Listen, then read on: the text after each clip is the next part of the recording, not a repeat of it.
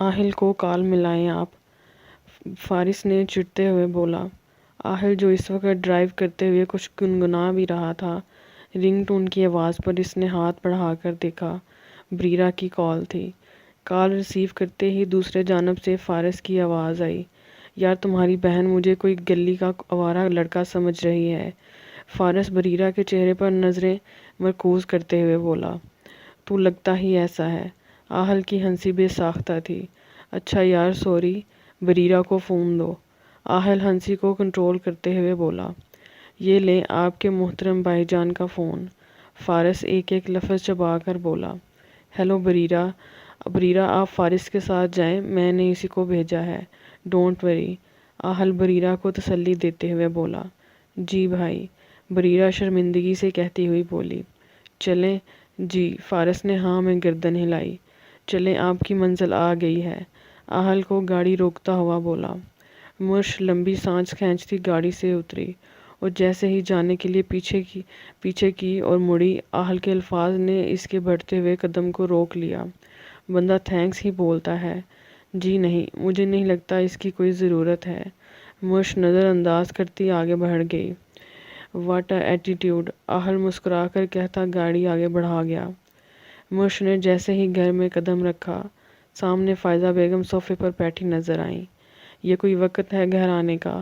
میں نے تم سے پہلے بھی کہا تھا مرش، گھر جلدی آ جانا۔ کیا ہو گیا فائزہ؟ پارٹی میں گئی تھی، دیر سویر تو ہو ہی جاتی ہے۔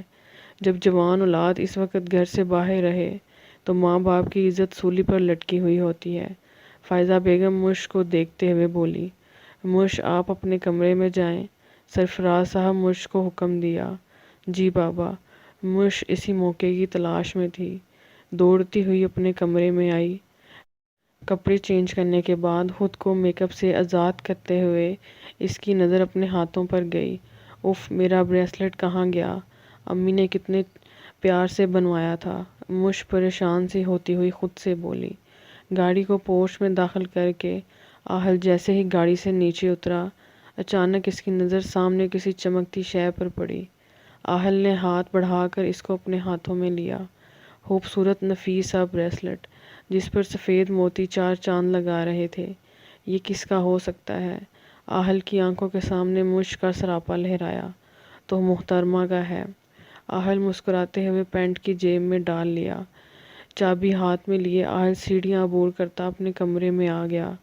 نیند کا غلبہ اس کے اوپر طاری تھا۔ کپڑے چینج کرنے کے بعد آہل نے جینز سے بریسلٹ نکال کر تکیے کے نیچے رکھ دیا۔ رات کے اندھیرے میں فارس اپنی چھت پر کھڑا چاند کو دیکھ کر باتیں بھی کر رہا تھا۔ ہلکی ہلکی ٹھنڈی ہوا فارس کے گوش گزار ہو رہی تھی۔ بریرہ شاہ افندی۔ فارس اس نام کو زیر لب دہرایا۔ بہت ہی گہری مسکراہٹ اس کے ہونٹوں پر رقص کر رہی تھی۔ نہیں، وہ آہل کی بہن ہے فارس، تیرے عزیز دوست کی، جو تیرے اوپر بہت بھروسہ کرتا ہے۔ یہ میں کیا سوچ رہا ہوں بریرہ، آہل کی عزت ہے، مطلب وہ میری بھی عزت ہوئی۔ فارس خود کو منع کرتے ہوئے نیچے آ گیا۔ گڈ مارننگ فارس آفس میں داخل ہوتے ہوئے بولا۔ گڈ مارننگ، آہل مسکرا کر جواب دیا۔ کس کے بارے میں سوچ رہا ہے؟ فارس نے ایک آنکھ مار کر پوچھا۔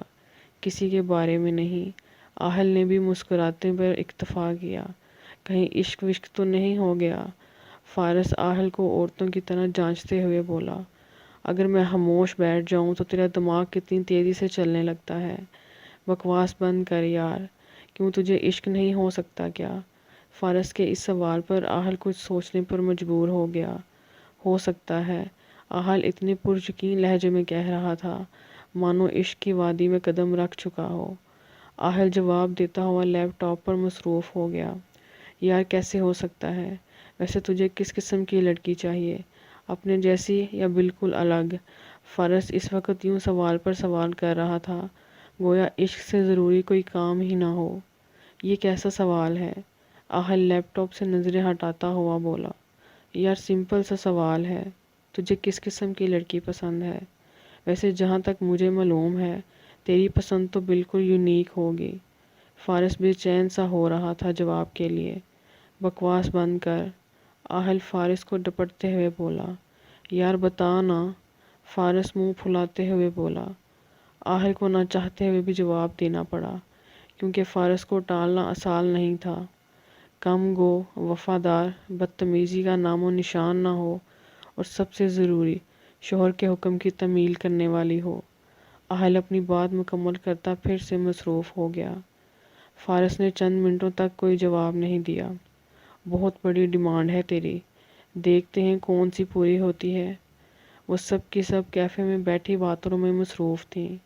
یار چلو کلاس کا ٹائم ہو گیا ہے، عریشہ نے سب کو ٹائم باور کرایا۔ ہاں چلو۔ سب لوگ اپنا اپنا بیگ سنبھالتی ہوئی کلاس میں داخل ہوئیں۔ Good morning sir. سر جواد کی کلاس میں داخل ہوتے ہی سبھی اسٹوڈنٹس ادب سے کھڑے ہو گئے، سوائے مرش کے، جو اس وقت نیچے گری کتاب اٹھانے کے لیے جھکی تھی۔ سر جواد کی شان میں گستاخی کرنا کسی کی جرأت نہیں تھی۔ ناک پر چشمہ ٹکائے، سر پر سفید بالوں کی تعداد اچھی خاصی تھی۔ مرش جیسے ہی کتاب لے کر اوپر اٹھی، سامنے ہی جواد سر کا خوفناک چہرہ اس کو نظر آیا۔ ہیلو، اگر آپ کو انویٹیشن کارڈ چاہیے تو وہ بھی بتا دیں۔ عریشہ کا کہکا بے ساختہ تھا۔ شٹ اپ، جواد صاحب تیز آواز میں دھاڑے۔ سوری سر، بک گر گئی تھی۔ بک گر گئی تھی تو مطلب آپ مجھے سلام نہیں کریں گی؟ سوری سر، مرش نے ایک بار پھر سے صفائی پیش کی۔ سوری، آج کل کی نسل کو نہ جانے کیا ہو گیا ہے، استاد کی کوئی عزت ہی نہیں۔ جواد صاحب برا بھلا کہتے مڑ گئے۔ تمہیں کلاس ختم ہونے کے بعد بتاؤں گی، مرش اپنا لمبا ناخن عریشہ کو دکھاتے ہوئے بولی۔ سر جواد کو اپنے سر پر لگنے کی آواز آئی۔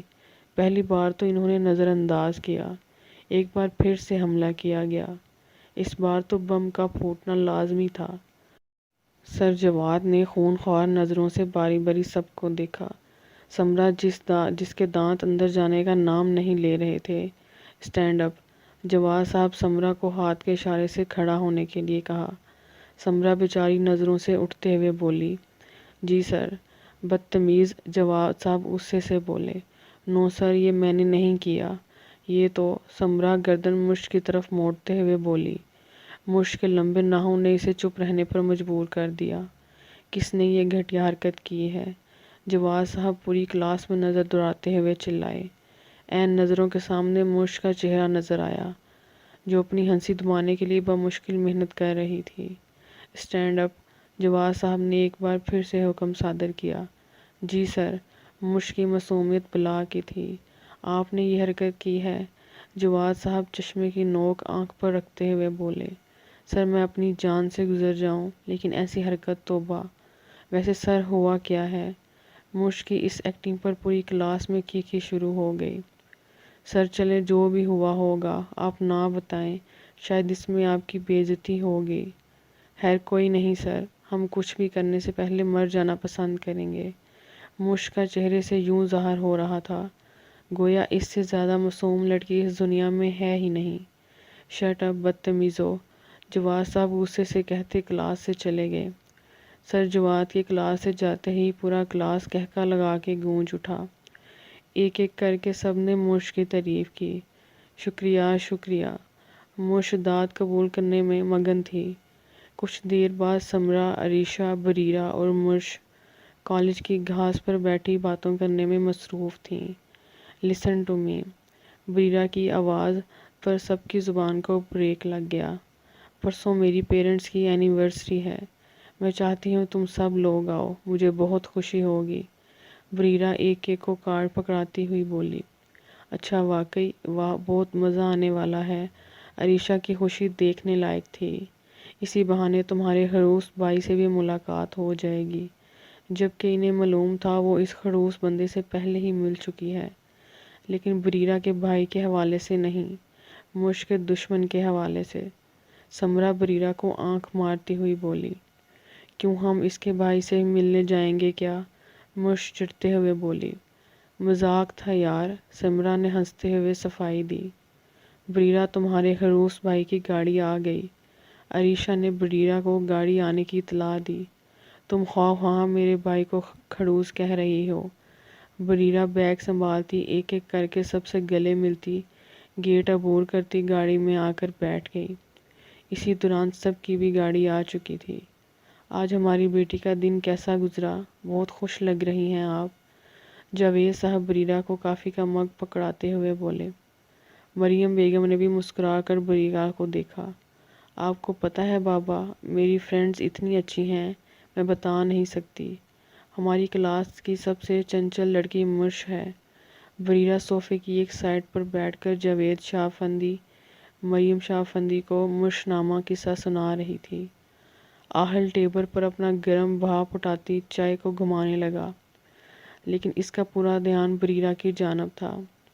ماما، مرش ہماری کلاس کی سب سے چنچل لڑکی ہے، بہت شوخیاں ہیں وہ۔ آہل چائے کا سپ لے کر میز پر رکھا۔ بریرہ کی زبانی مرش نامہ قصہ سن کر آہل کو سخت بوریت محسوس ہو رہی تھی۔ جاوید شاہ افندی نے ایک بار پھر آہل کو مخاطب کرنا ضروری نہیں سمجھا تھا۔ شاید وہ ناراضگی کا اظہار کرنا چاہ رہے تھے۔ بریرہ، پلیز مرش نامہ بند کرو یار، بور ہو گیا ہوں میں سن کر، بدتمیز لڑکیوں سے دور رہا کرو۔ آہل بالوں میں ہاتھ پھیرتے ہوئے بولا۔ بریرہ کو زبان کو بریک لگ گیا۔ مریم بیگم نے ایک نظر آہل پر ڈالی اور آنکھوں کے اشارے سے بریرہ کو خاموش رہنے کے لیے کہا۔ آہل چائے کا آخری سپ لیتے ہوئے کھڑا ہوا اور سیڑھیوں کی جانب قدم بڑھایا ہی تھا، مریم بیگم کی آواز نے اس کو روک دیا۔ آہل، کھانا نہیں کھاؤ گے کیا؟ بھوک نہیں ہے، آہل پیچھے بنا مڑے ہی جواب دیا۔ مریم بیگم آہل کی پشت ہی دیکھتی رہ گئیں۔ آہل کی نیندیں اس کی آنکھوں سے غائب تھیں۔ بیڈ پر لیٹتے ہوئے اس نے تکیے کے نیچے سے اس چمکتے بریسلٹ کو اپنے ہاتھوں میں لیا۔ نہ جانے اس کو اس بریسلٹ میں کس چیز کی تلاش تھی۔ تبھی موبائل کی رنگ ہوئی۔ اسکرین پر فارس کا نام چمک رہا تھا۔ ہیلو، آہل بولا۔ یار آہل، مجھے سخت بوریت ہو رہی ہے، ہم کل شاپنگ پر چلیں؟ فارس چہکتے ہوئے بولا۔ نہیں، میرا موڈ نہیں ہے، تجھے جانا ہے تو جا، آہل نے دو بدو جواب دیا۔ پلیز آہل، اس میں ہماری تھوڑی مستی بھی ہو جائے گی اور میں انکل اور آنٹی کے لیے گفٹ بھی لے لوں گا۔ فارس نے شاپنگ کرنے کا اصل مقصد بتایا۔ کتنا بے عزت ہے تو، میں تجھے انوائٹ تو نہیں کیا ہے، پھر بھی منہ اٹھا کر آ جائے گا، ہے نا؟ آہل افسوس سے لہجے میں بولا۔ ہاں ہاں ہاں، تجھے معلوم ہونا چاہیے تو مجھے کبھی انوائٹ نہیں کرتا، لیکن میں سب سے پہلے موجود ہوتا ہوں، فارس ڈٹائی سے بولا۔ بے عزت جو ہے، آہل مسکرا کر بولا۔ اچھا یار، بتا نا جائے گا یا نہیں؟ فارس پھر سے اپنے مقصد پر آیا۔ ٹھیک ہے، چلوں گا، آہل جان چھڑاتا ہوا بولا۔ اوکے یار، کل ملتے ہیں۔ آہل نے کال ڈسکنیکٹ کر دی۔ اب امی سے اجازت کیسے لوں گی؟ مرش سوچ سوچ کر پریشان ہو رہی تھی۔ سرفراز صاحب نے بیٹی کو غور سے دیکھا۔ مرش، کیا بات ہے بیٹا؟ سرفراز صاحب نے بیٹی کی پریشانی جاننی چاہی۔ کچھ بھی نہیں بابا، مرش زبردستی مسکراتی ہوئی بولی۔ اپنے بابا سے بھی چھپائیں گی؟ سرفراز صاحب بیٹی کو دیکھ کر بولے۔ بابا، پرسوں میری فرینڈ کے گھر ایک پارٹی ہے، میری ساری دوستیں جائیں گی، مجھے بھی جانا ہے، پلیز۔ مرش کے اتنے اصرار پر سرفراز صاحب مجبور ہو گئے۔ ٹھیک ہے بیٹا، آپ تیاری کریں، میں آپ کی امی کو منا لوں گا، سرفراز صاحب کہتے ہوئے جانے کے لیے اٹھ کھڑے ہوئے۔ آج کے لیے اتنا ہی، آئندہ کے لیے ہمارے ساتھ رہیے گا۔ اللہ حافظ۔